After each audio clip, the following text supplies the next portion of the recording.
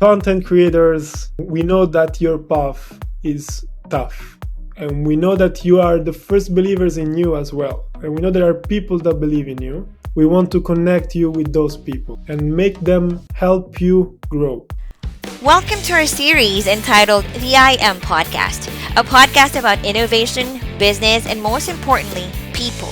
In this series, we'll be talking to founders, executives, and various experts about their vision, challenges, best practices, and lessons learned throughout their journey. Let's get started. Hello and what's up, everyone? Today, I'm very excited. I'm going to be joined by the co-founder at Believyn, Danielle Ilan Raccah. Hello, Danielle. How are you doing? Hey, Maria. Thank you for the opportunity. I'm doing really good. How about you? Yes, we have a typhoon right now, but I know this is going to be an awesome chat, so I'm very excited. As well, definitely. Okay, so first, before we talk about Believyn, which I believe I'm a believer. Okay, so talk about yourself. I know our listeners would love to know more about you. All right, that's the easy one, you know. First of all, Daniel, pleased to meet you, Maria. It's a real opportunity. I love it, and it's actually the first time for me in a podcast, attending a podcast. So I'm pretty honored. And well, I'm 23. I turned 23 like a couple weeks ago or something. And when I was 18, I decided to move out from my city, from my country. I was born in Rome, in Italy, grew up there, lovely family, I loved my life there. And that was basically the main reason why I wanted to move out, because I was way too comfortable there. And I know myself, and I know that I'm way too comfortable. I'm not productive. That's my problem. So I decided to move out, and I went to Israel to study mechanical engineering at Technion, which apparently is ranked in the top 50 university in the world. It's a big deal apparently, but I can confirm that because it was very tough. It was very hard there. And I spent 4 years there, graduating as an engineer in mechanical engineering. But the point is that after a couple years, at the second year more or less, I figured out that it wasn't the right path for me in terms of career, in terms of life. I didn't want to become an engineer. So I started to look for something else. In particular, between semesters, they gave us like a 3 months break or something. So in one of those summer break, I started my first business called Dampos, when I was selling physical products online, where AirPods cover we designed with like a Nike brands or Pokemon or whatever. And the idea was to build a passive income, as it says, you know. So I brought the products from China on Alibaba, brought the products to Italy, and I wanted to sell them on Amazon. And that didn't turn out well because apparently there were copyrights problems and stuff. So instead of selling it on Amazon, I started to sell it on Instagram, building the marketing strategy and everything. And let's say revenues aside, which was like a big opportunity to grow and learn a lot of stuff, that experience led me to join Wix a year later as a performance analyst in marketing. And in Wix, it was my first approach in a big company, and it was amazing. I met a lot of interesting people. It was actually the experience that made me understand the right path in my life. But the problem was that in the same time we were building Believyn in November, more or less. So at some point I was divided in 3 different jobs, let's say, study, Wix, and Believyn.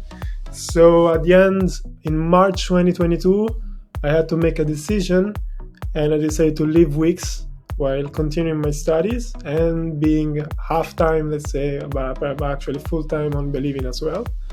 And that's where basically I am now. In the meantime, I graduated in August, and that's it. Congratulations first on your birthday and then your graduation. Student while co-founding Believyn. Yeah, that's right. Yeah. I don't suggest to anyone to do that. Just keep it simple. What is the toughest thing that you have encountered being a student? You said, that your university is like included in the top 15, so it must be difficult. So what's the toughest? Toughest that I encountered in the last year, let's say, it was particularly in January 2022 of this year, where I was, as I said, I was divided between working part-time at Wix. Because at Wix I was working part-time because I was a student. It was a part-time position, but still. And studying during exam session in the university, which was my not the last semester, the previous, the one before the one semester before the last one, the winter semester. And also we were in the, like, basically with Believyn, our life journey was that at some point we got accepted to an accelerator, which was December 2022. And it was a 3 months actually accelerator. So basically in January, it was the first month of the accelerator where we were the whole team working on building the MVP and the validation. So I was divided in January in the toughest time of all my, let's say, tasks. Because also at Wix, January is like the most hyped month because it's the beginning of the year. So it's the month that you need to work the most. And that was by far the toughest time in my life. And that month, at the end of that month, I was like, okay, I need to change something because I can't continue like that, because I managed to, thank God, successfully do all of those, but it's definitely not repeatable. Like, it's way too much. Sleepless nights. No, thank God I prioritize sleep, but friends less, yeah, definitely. Like social life less, yeah. If you can say like that. No social life. Okay. All right. But now you're a co-founder at Believyn. Would like to know, like, what triggered? Why did you build this? Where did this idea come about? There's a story we always say when we pitch the idea, because it's we feel that is in terms of storytelling, it's catchy.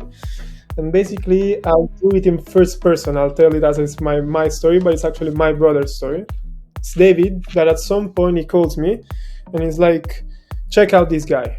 And who is this guy? Basically, he was one of the first 2,000 followers of Believyn, okay?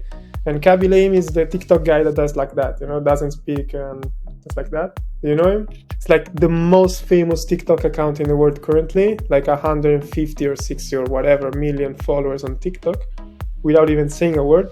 And the thing is that my brother, let's say I was one of the first 2,000 followers of him. Because he's from Italy, I'm from Italy as well, so it was during the pandemic, scrolling to Instagram and TikTok, I found out this guy, okay, on the feed, and I was like, okay, this guy is super cool, it's super funny. I went to my brother, I went to my friends, and I was like sharing his content, commenting his stuff, liking his content, and whatever, engaging, okay? And I saw him going from 2,000 followers to 150 million that he is today, okay? And I started to think about it, and I was like, the reason why he became famous, me along all his followers, all his first followers, all his first believers, were the reason why he became famous, because we were the ones promoting his stuff, and I felt like I was working for free, because I was doing something to help him without even getting the show-off reward to say to Moria that I was the guy that discovered Believyn, So that's the main reason why. Yeah, I shared, reshared, tweeted, retweeted. I was there from the beginning. I was shared like 2,000 times, and I don't even get like a bragging rights for that. That's not possible. That's why we created Believyn. Okay, so it was David who followed Believyn. Yeah, I checked him out, and he's so funny. Yeah. How like making those weird faces and everything. And how many followers does he have on TikTok? Right now? Yeah, right now? 160 million is the most followed account on TikTok. That's crazy. Crazy. So, like, how long do you hang out on TikTok? Or do you also produce content on TikTok? Yeah, that's a tough one, because before Believyn, I personally try to avoid as much as possible TikTok in particular, because I know it's addictive. because I feel addictive when I jump in the rabbit hole of YouTube. That's crazy. I spend like, if I get in, I don't get out, so I try to avoid it. So I don't really use TikTok, but I actually use randomly the Instagram Reels, which is the same concept, and it's super addictive. It's crazy, and we see the difference, with the normal Instagram feed and photos and videos. With the Reels and with the TikToks, it's a different kind of engagement in terms of focus on the content. And in terms of producing content, the answer is no. I personally never produce content, and it's just something that it's sad, let's say, but it's not in my skills. But also with Believyn, we think that we never like focus on producing content, particularly on TikTok, because it felt like you need to bring value and not only promote your product in a platform as TikTok. It's not. I don't feel it as a platform where you can make advertisements on product as is.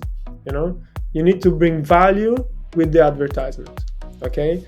And the idea that we want to develop, which is in the pipeline, but it's not, of course, a priority right now, it's that our TikTok feed, our TikTok platform, the Believyn TikTok platform, is focused on helping creators grow and sharing all the tools, all the skills, all the platform, everything in our knowledge to help you starting out in the content creation career, making the next step, reaching the next level, becoming a successful creator, so that we can use you to join Believyn and reach out to believers and make them connect with you through our platform. First, you build up creators. Yeah. So people will believe in that creator. How does this work? I mean, Believyn. So you said you become a believer first, and then can you tell us a story like how everything works? Yeah, sure. So what is Believyn? How does it work, Believyn? Let's say I'm a believer. I'm a strong believer in Moria. I think she's gonna be successful. Okay, Believyn gives you and the believers the possibility to earn from the success of your favorite creator. What does it mean? It means that I enter Believyn, I want to support Moria, I buy her talent card. What does it mean when I buy her talent card? In that card, it will be written that I was one of the first 2,000 followers or 10,000 followers of Moria.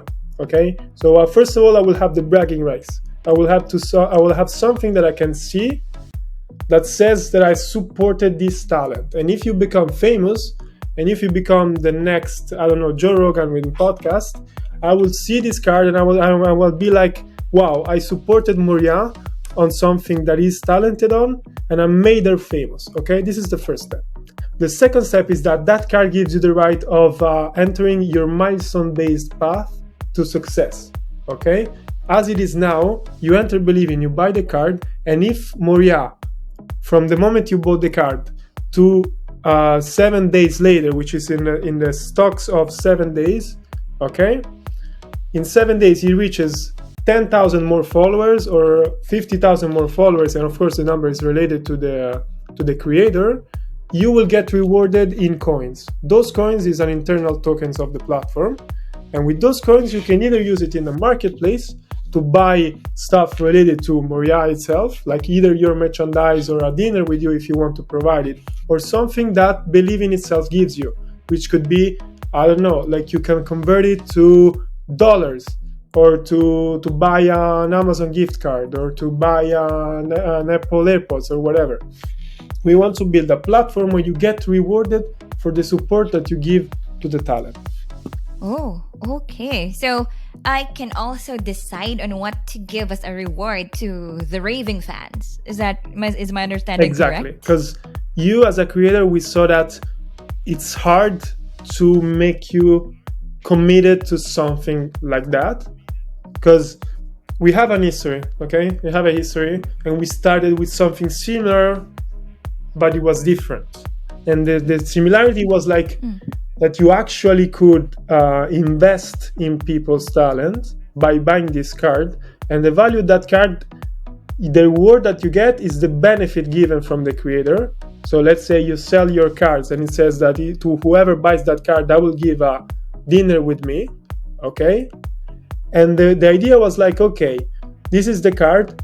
It being an NFT, it will gain market value. So if Moria becomes the next Joe Rogan, I will have, if I'm a believer in Moria, I will own an asset that says that I have a dinner with the next Joe Rogan. It would be worth something, people will want to buy it. And that was the first idea. The problem is that to you, it could take you hopefully less, but like even 2 years to reach that level, right? And we don't expect you to being still committed after 2 years to something that you signed on 2 years before, Imagine that you sell your cars today and in 2 years, one of your believers comes to you and is like, let's go to dinner. Of course, it's hard to keep you committed on that. So we switched, and instead of the cards giving you the right of a benefit related to the creator, the benefit is related to the platform. We give you the coins. And once the creator is ready and wants to, he sells the benefit itself. What are the other challenges? I mean, is this something with the creator, like finding creators to go to or try Believyn? Or what are some of the challenges in your journey? All right. Challenges in a startup, basically everything. Now, jokes aside, what I can say currently is to gain enough, let's say, validation on the concept to actually build the platform itself. We're now on the MVP stage, all right? And we're testing it, and we're seeing that if people are actually interested or not, because as you saw, it's not something that exists and we did differently. It's something that is completely new, And probably the toughest challenge that we're facing is the communication challenge. To actually let people understand what we want to build, what we're building, And it's something that we face mostly when we approach creators, both to explain it to them and make them join us, and even more when they want to sell their cards, Because imagine I reach out to you, Moria, and I'm like, okay, I told you what is Believyn. Okay, super excited you want to join. Now it's your turn to go to your followers and be like, guys, check out my Believyn page, buy my card, because the card gives you the right of a benefit or a coins and blah, blah, blah. The main problem is that in that side, once you creators start to communicate it to your users, it gets tough. It gets not clear, or we don't generate enough traffic on that because maybe the communication is different, so we need to test different things. So we tested we're currently testing 100 of landing pages and different kind of communication style, because it's all about that. Building the idea from the ground up. So what was the harshest or feedback that you have ever gotten from the people you have pitched the idea? One that I keep being reminded on, by myself, it's once we met, I think an investor, it was in March or in April, and he was like, okay, it's a great idea and everything and blah, blah, blah, but if Patreon decided to do that, Patreon is a platform when you can support creator. I don't know if you know it. And basically it's okay, if Patreon, which is $1 billion company, decided to copy you, you will be non-existent in a week, And we were like, okay, it's true, but it's a different business model, it's a different concept, it's a different approach, it's a different everything. You can't just say that if it's the same, concept, let's say, which is supporting the creator, then if they decided to copy us, they will just do, because it would mean exchanging 100% their business, their product, But I just keep it in mind, because I was like, it's hard to communicate it properly, and we're back at the problem that I told you before, because maybe the problem was we didn't explain it properly, and that's probably the feedback that I remember most. Right. So that happened in March. So right now, I think that will make you resilient, right? Better, from the feedback you're receiving. That we have this kind of sickness that once we get bad feedback, we're more resilient about it. I just want to prove you wrong. Yes, I remember one of the founders jumped in, and when I don't get rejected twice, it means I don't have enough in my pipeline. So it's like, okay, get it on. Rejections, I'm ready. The more rejections, it means I'm getting tougher and more resilient. So good luck. And the journey, do you want to share anything unique about your journey that you think are especially like first time founders? It's my first startup approach, actually. Okay. So, to those who are in the same journey as yours, what could you share? The golden nuggets of my experience are like, idea is worth nothing, zero, nothing. It's everything and literally everything about execution. Like I actually knew that before, but until the point that I was faced on it, like it's just way too important. And another thing is that keep it funny and keep on learning and get yourself around people. I know it's like something that is being said most of the times, but it's just keep around people that you can go to get a beer with and not only work with, because you're gonna be living with them, and I'm living with my co-founder and the rest of my team. But once we get it done of the working day, we usually go out and grab a beer together and have a chat together, and we get just like you need chemistry between the team, and not only in the office, not only working related. That's super important. That's so true. I also heard that from one of the founders. Like he said, I spend more time with my co-founder than my girlfriend. Yeah. So that's really the startup life. Yeah. How about you? Like, is this the hardest phase of building a startup? Like the ideation or building the MVP? What do you think? I think it depends on what you're trying to build. Okay. Currently, I feel that we're building something new, as I said. And the toughest time is the MVP stage, is the validation stage. It's the point that sends you, okay, I have an idea, I have a landing page, I have some users. Let's go from 0 to 1. Let's actually make the real step forward. And in this case, I think that it would be the hardest point in the lifetime journey of a startup. And I won't say it's the same case if you're building, like, I don't know, a competitor of a podcast company, because you could still get a niche. You have a validation of the fact that the product works because it's already there. You just need to find the right niche of users to target, okay? But you can find it.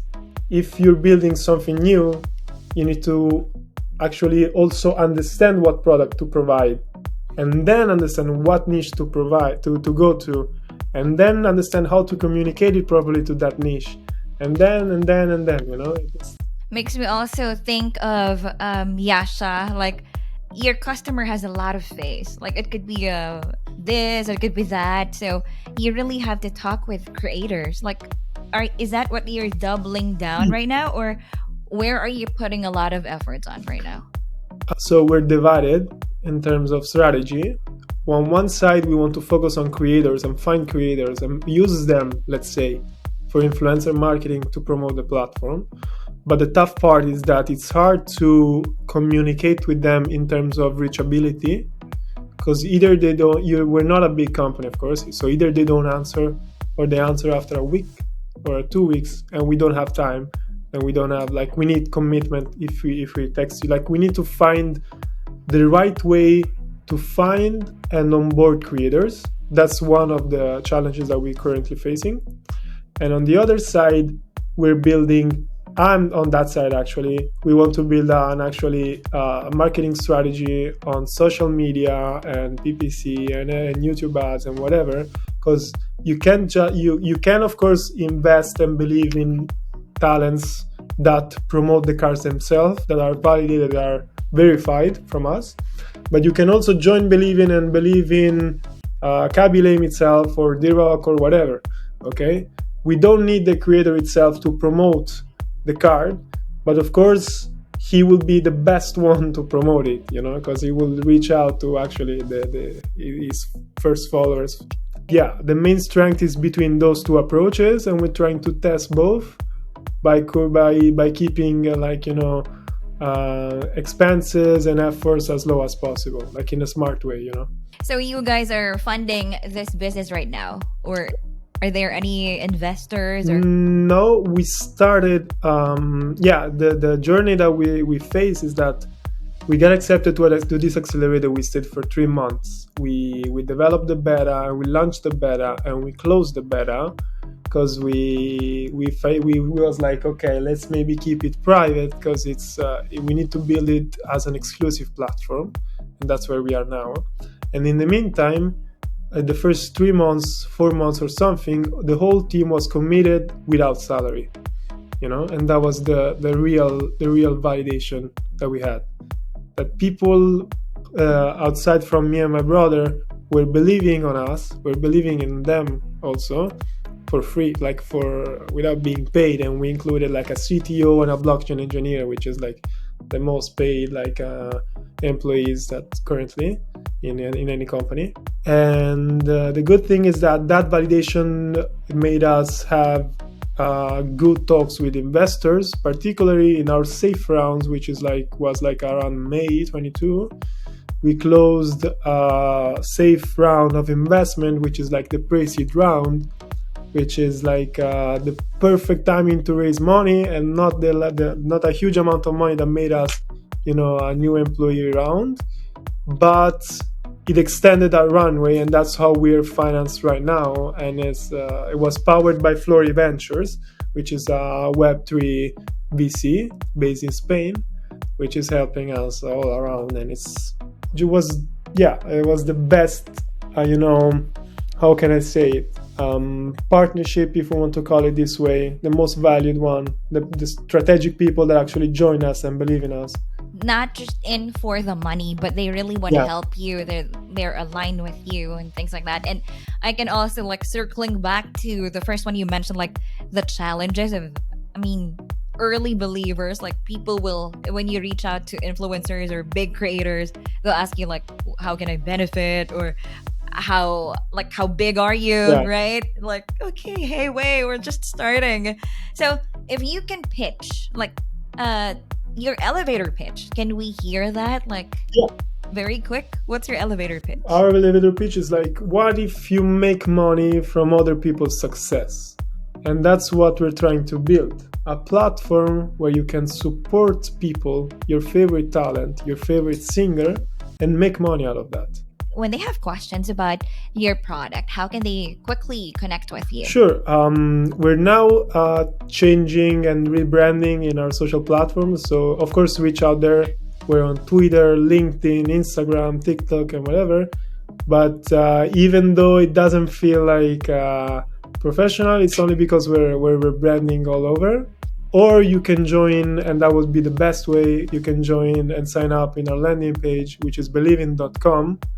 And the bad thing is that Believyn is written with a Y in it. Hopefully you'll find it. We're super available, waiting for you, for your feedback. It's just the most important thing that we're seeking on is people reaching out to us, talking to people, and hear them say it's the right path.